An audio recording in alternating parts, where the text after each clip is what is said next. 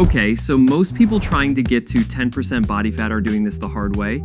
Chicken, broccoli, miserable, and they quit in 3 weeks. I'm gonna give you 3 things instead, and I'm serious. None of this is eat less, move more. None of this is some macro spreadsheet thing. And honestly, don't check out halfway through, because the third one is kind of the whole point.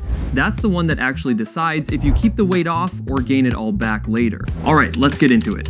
First one, eat your food backwards. This sounds completely stupid, by the way, but try it tonight before calling me crazy.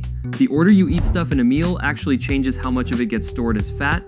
Same food, same calories, different outcome, just based on order. If you eat your protein and vegetables before your carbs, rice, bread, pasta, whatever's on the plate, you blunt the insulin spike from that meal.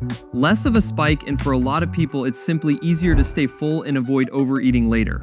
It's free, you don't track anything, you just eat in a different order starting tonight. That's it. Moving on. Second thing, and here's the weird part, most people are obsessing over the wrong 45 minutes of their day. You go to the gym, you sweat, you feel like you earned something, fine, cool, but that session is like 3% of your week. The other 97% is where fat loss actually gets decided, and pretty much nobody pays attention to it. There's a term for it, NEAT, non-exercise activity thermogenesis. Basically all the movement that isn't exercise, fidgeting, taking the stairs, walking around while you're on a call. And honestly, most lean people aren't even training that much harder than you. A lot of them are just moving constantly without really noticing, and over a week that adds up to more than people think. So here's the actual hack. Take one boring thing you already do every day and turn it into movement. Phone calls become walking calls, TV time becomes pacing instead of sitting the whole time. You're not adding a new habit, you're just attaching movement onto one you already have. And yeah, this last one is honestly the reason most people fail. This is the difference between someone who gets to 10% and actually stays there versus someone who yo-yos back up every single time. And if you've ever lost weight and gained it all back, you've probably experienced this yourself.